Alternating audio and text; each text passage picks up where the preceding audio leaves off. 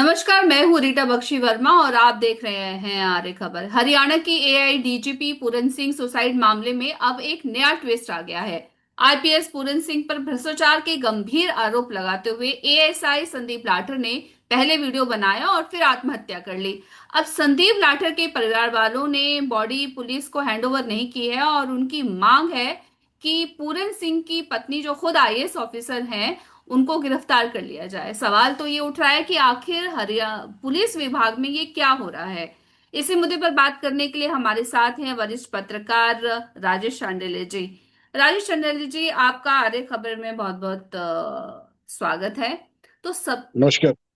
सबसे पहला सवाल तो यही है कि ये पुलिस डिपार्टमेंट में आखिर क्या हो रहा है कि पहले एक अधिकारी जो है वो जातिगत विषमता का भेदभाव का आरोप लगाता है और फिर आत्महत्या कर लेता है लोग, और उसके बाद उसी ऑफिसर पर एक और अधिकारी जो है वो आरोप लगाता है और फिर वो भी आत्महत्या कर लेता है। तो क्या सिस्टम पर से विश्वास उठ गया है खुद सिस्टम को बनाने वाले लोगों का?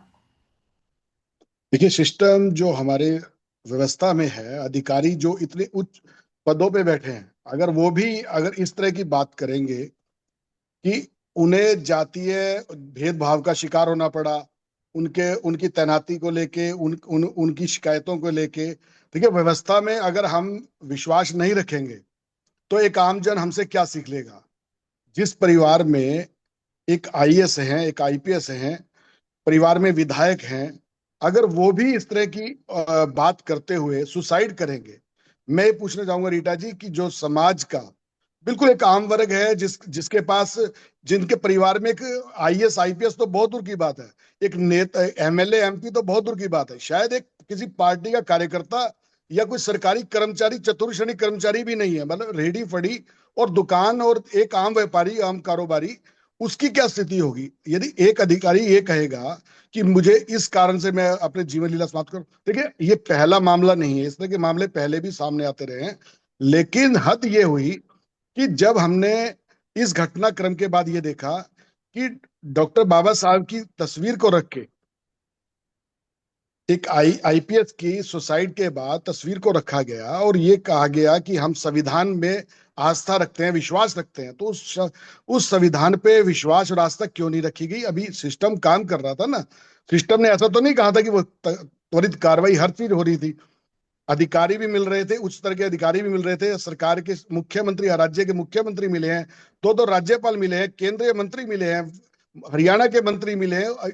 इससे ज्यादा एकदम क्या हो सकता है। आप ये देखिए कि देश में हर साल कितने सुसाइड होते हैं।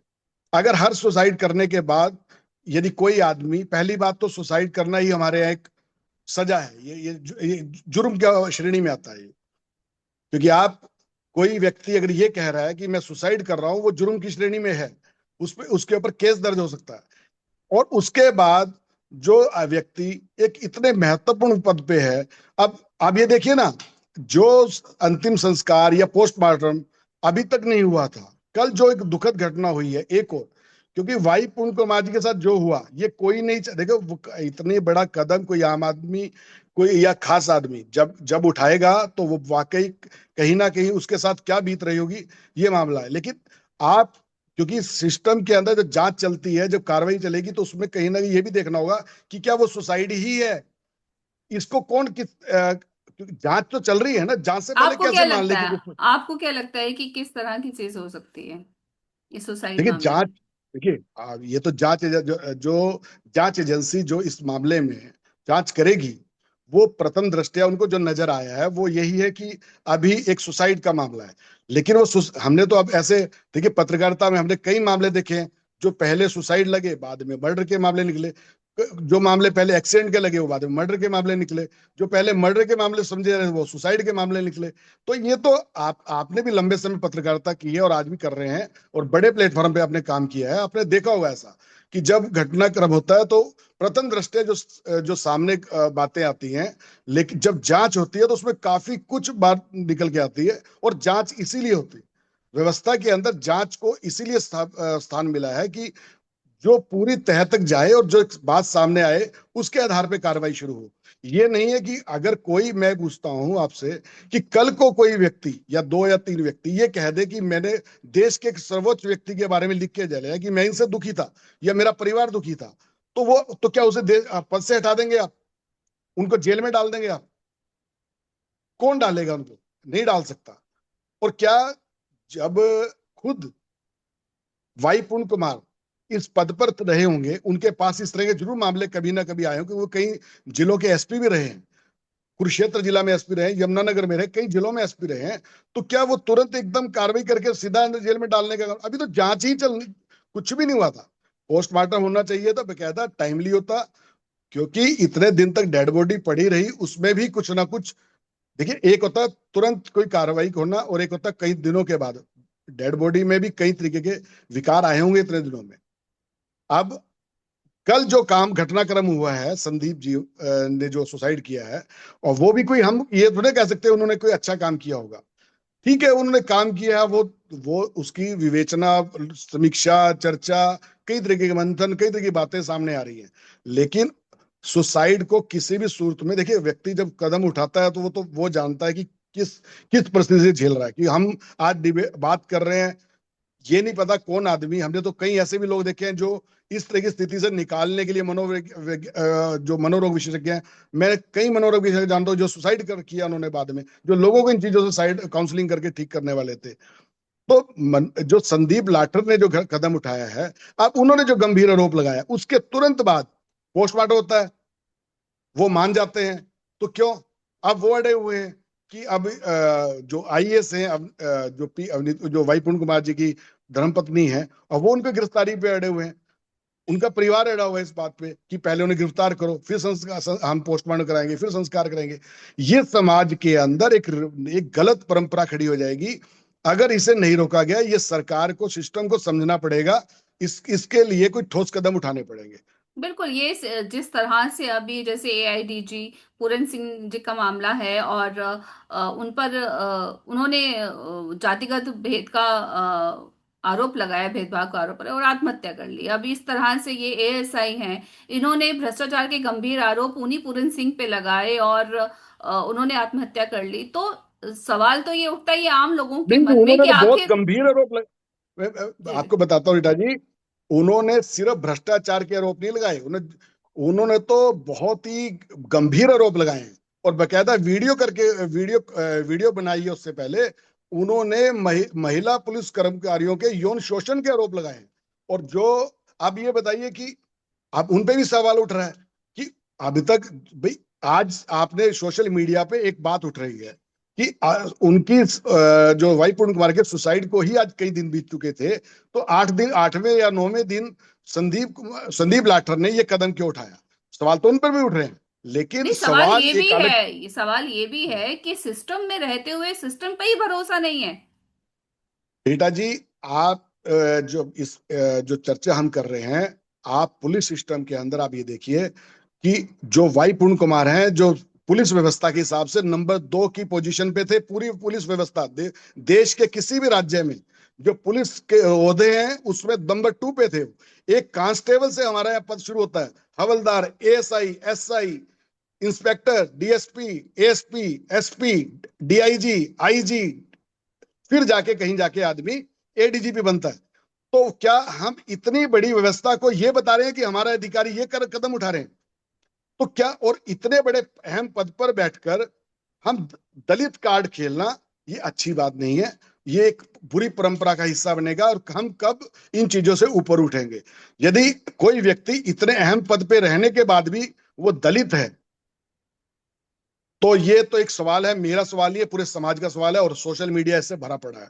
आप ये देखिए, कोई दलित बन रहा है, कोई पिछड़ा बन रहा है।